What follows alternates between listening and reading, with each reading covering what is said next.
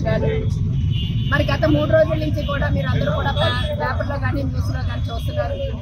ఒక పనికిమాలి ఎదవ సాక్షి పేపర్ నుంచి మాట్లాడడానికి వెళ్ళి మరి మన అమరావతి రైతుల్ని ఒక వేస్యలుగా మరి మాట్లాడాడు. అది 2 రోజుల నుంచి చేస్తామంటే ఇవాళ ఇంకో పనికిమాలి ఎదవ సజ్జల అతను ఏమంటున్నాడంటే ఆడవాళ్ళు దేవతలు కాదు, వేసలు కాదు, రాక్షసులు, సంకర జాతికి చెందిన ఆడవాళ్ళని అడుగుతున్నాడు. మరి ఆడి పిల్లము, వాడి కూతురు, వాడి తల్లి ఏమవుతారో ఒకసారి ఆయన గుర్తు చేసుకోమని మేము చెప్తున్నాం. ఇవాళ ఒక వ్యక్తి ఇవాళ రాష్ట్ర ప్రజలందరినీ కూడా అమరావతికి ఇవాళ భూములు ఇచ్చిన వాళ్ళందరినీ కూడా దేవతలుగా ఈ కూటమి ప్రభుత్వం అనుకుంటుంటే ఈ పనికిమాలి యాదవులు ఏమో రాక్షసుల కింద, సంకర జాతుల కింద, వేసుల కింద కడుతున్నారు. ఇదే ఆడవాళ్ళు కానీ కళ్ళు తెరిచి కానీ ఉగ్రరూపం కానీ గాలిస్తే వీళ్ళు ఎవ్వరూ కూడా ఇంట్లోంచి బయటకు రారు, పాతాల్లో కానీ తొక్కేస్తాం మా రాష్ట్ర మహిళలందరినీ కూడా. దయచేసి ఇక్కడి నుంచి అయినా సరే మహిళల్ని అక్క చెల్లెలుగా భావించి మర్యాదగా మాట్లాడితే బాగుంటుంది.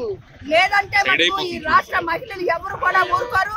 వెంటనే జగన్మోహన్ రెడ్డి కానీ, సజ్జలా కానీ, మరి ఎవడైతే ఇవాళ కొమ్మనేని శ్రీనివాస్ కానీ, కృష్ణరాజు కానీ వీళ్ళందరూ కూడా ఈ రాష్ట్ర మహిళలకి వెంటనే క్షమాపణ చెప్పాలి. సాక్షి ఆఫీసులను మూసేయాలని మేము డిమాండ్ చేస్తాం. నా పేరు కళ్యాణి అండి, నాకు కష్టపడ్డ, నేను టీడీపీ జిల్లా వైస్ ప్రెసిడెంట్. అయితే ఇప్పుడు ఈ కార్యక్రమం చేపట్టడానికి కారణం గత వారం రోజుల నుంచి కూడా ఇదే ఉత్తరాఖండ్ రాష్ట్రం అంతా కూడా మహిళలందరూ కలుపుతున్నారు. ఈ సంకర జాతి అనేవాడు ఎవడైతే ఉన్నాడో, సంకర జాతి మహిళలు అనేవాడు ఎవడైతే ఉన్నాడో, ఆడెవడు పుట్టాడో, ఏ జాతి పుట్టాడో ఒకసారి ఆలోచించుకోవాల్సిన అవసరం ఉంది. ఎందుకంటే మహిళల్ని గౌరవించలేకపోయారు కాబట్టి 11 దాకా వచ్చారు. ఇంకా సిగ్గు, లజ్జ, చీపు, నెత్తురు లేకుండా ఈ విధంగా మాట్లాడబట్టే మిమ్మల్ని ఎక్కడ కూర్చోబెట్టాలో ప్రజలు అక్కడే కూర్చోబెట్టారు. కొంచెమైనా సరే ఇప్పటికైనా బుద్ధి తెచ్చుకోవాలి.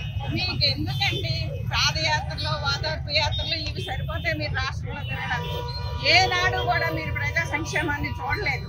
అందుకనే ప్రజలు మీకు ఇంట్లో కూర్చోబెట్టారు, బ్రహ్మాండంగా ఇంట్లో కూర్చోబెట్టారు. కూర్చోండి, రెస్ట్ తీసుకోండి. ఇంకా రోడ్డు మీదకి వచ్చి మాట్లాడితే చెప్పుతో కొట్టి రోడ్డు మీదకి లాక్కొస్తారు. ఇంకా మీరు రోడ్డు మీదకి వచ్చి మాట్లాడే నైతికత మీకు ఉందా లేదా అని మీరు ఆలోచించుకోవట్లేదు. ఎందుకంటే మీరు సేకరించారు కాబట్టి.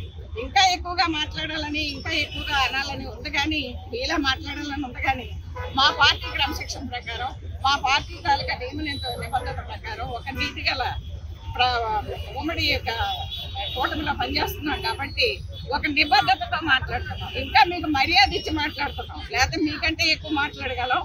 ఆ సంకర జాతి కాబట్టి మిమ్మల్ని ప్రజలు బ్రహ్మాండంగా బుద్ధి చెప్పారు. ఇంకా చాలా ఇంట్లో ఉండండి, పడుకోండి, ఇంక ఇంట్లో పడుకోండి, రోడ్డు ఎక్కకండి. రోడ్డు ఎక్కితే జుట్టు కట్టుకొని రోడ్డు మీద ఈడ్చుకొచ్చి పట్టడం జరుగుతుంది. కాబట్టి ఈ విధమైన వ్యాఖ్యలు చేసి ఈ విధంగా మీరు మాట్లాడటం వల్ల ప్రజల దగ్గర మీరేం మనం పొందలేరు అని చెప్పి మనకు ఒకసారి తెలియజేస్తాను.